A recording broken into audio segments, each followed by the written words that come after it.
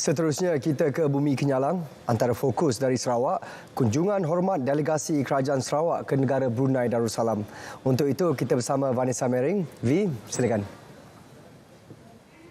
Ya, sahih. Timbalan Premier Dato' Amar Wan Teng Ali Hassan mengadakan kunjungan hormat dan mesyuarat bersama Menteri Hal Ehwal Luar Negeri Brunei Darussalam, Datuk Seri Setia Awang Eriwan, Pehin Datuk Pekemar Jaya Muhammad Yusof pagi tadi.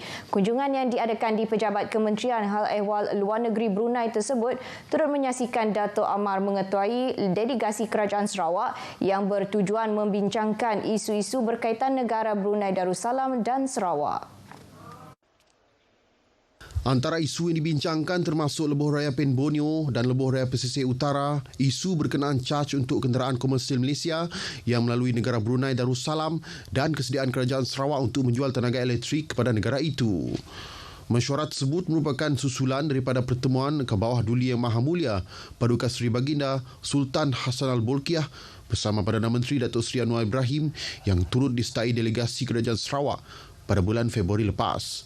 Turut menyertai delegasi itu termasuk Timbalan Menteri Pengangkutan Datuk Hasbi Habibullah, Timbalan Menteri Industri Makanan, Komoditi dan Pembangunan Wilayah Sarawak Datuk Dr. Abdul Rahman Ismail, Setiausaha Kerajaan Sarawak Datuk Ahmad Muhammad Abu Bakar Marzuki, Ahli Parlimen Lawas Datuk Henry Sum Agong dan Ahli Dewan Undangan Negeri Batu Danau Paulus Palugombang.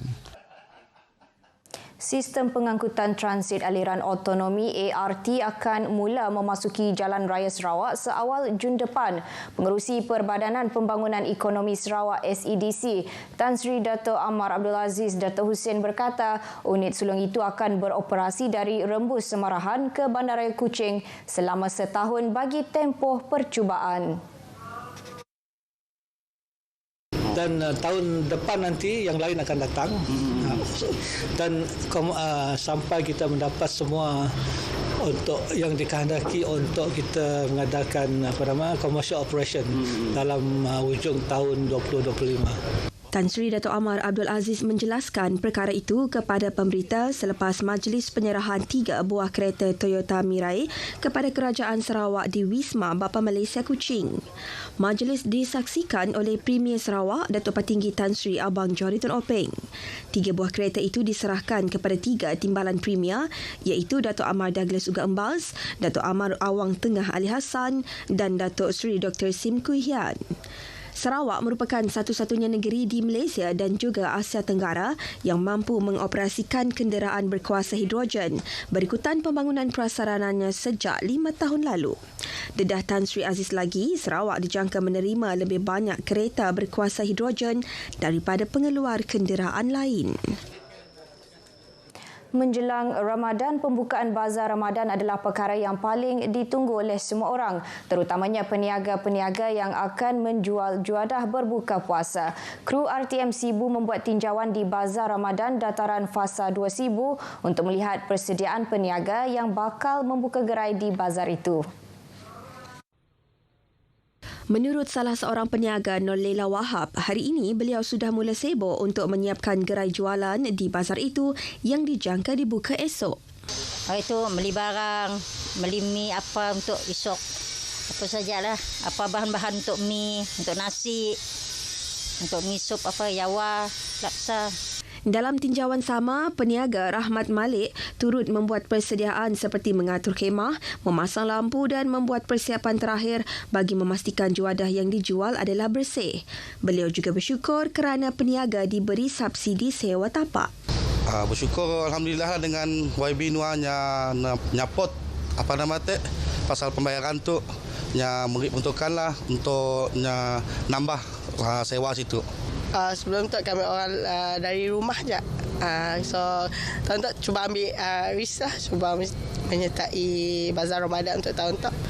Persediaan kami orang pola untuk iklan, pola awal iklan untuk orang lebih tahu tempat tu lah. Ya je. Bazar Ramadan ini menempatkan hampir 200 orang peniaga dari sekitar Bandar Sibu. Bazar akan bermula pada 1 Ramadan bakal menyajikan pelbagai juadah untuk berbuka puasa. Program Jelajah Ramadan Siri ke-13 RTM tahun ini membuktikan bahawa Radio Televisyen Malaysia komited mendekati pendengar dan penonton sambil beramal dengan berkongsi rezeki dan sumbangan kepada golongan memerlukan. Bagi penerbit program Jelajah Ramadan RTM Miri, Joraini Tamin berkata, kerjasama erat daripada para penaja dalam program ini banyak membantu untuk mencapai objektif penganjuran jelajah ini.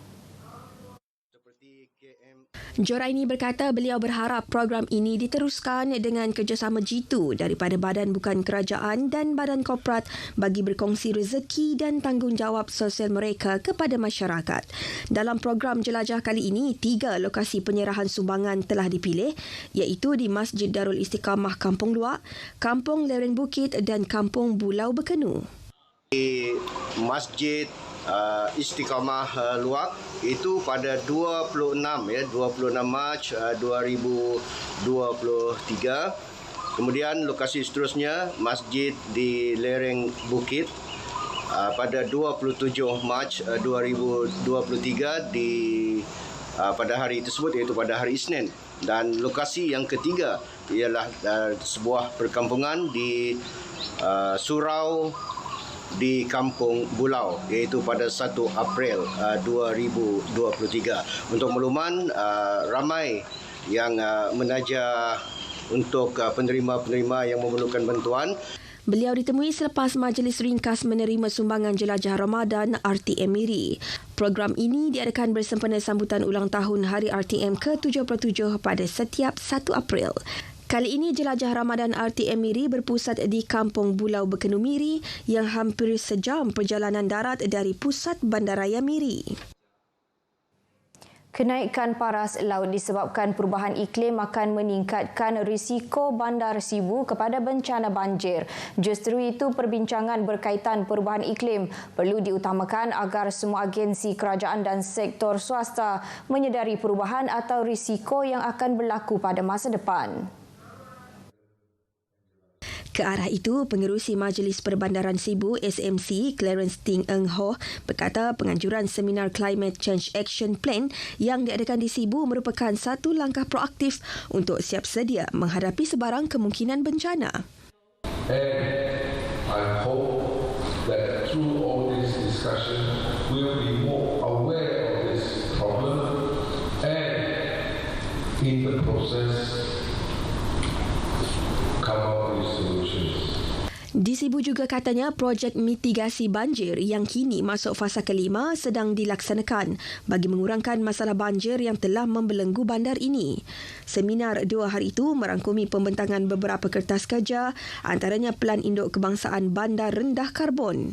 Seminar ini merupakan yang pertama seumpamanya dilaksanakan oleh pihak berkuasa tempatan di Sarawak. Perkongsian itu tadi mengakhiri berita dari Sarawak. Salam Malaysia Madani dan kita kembali bersama Sahih di Angkasa Puri. Silakan. Terima kasih, Vi.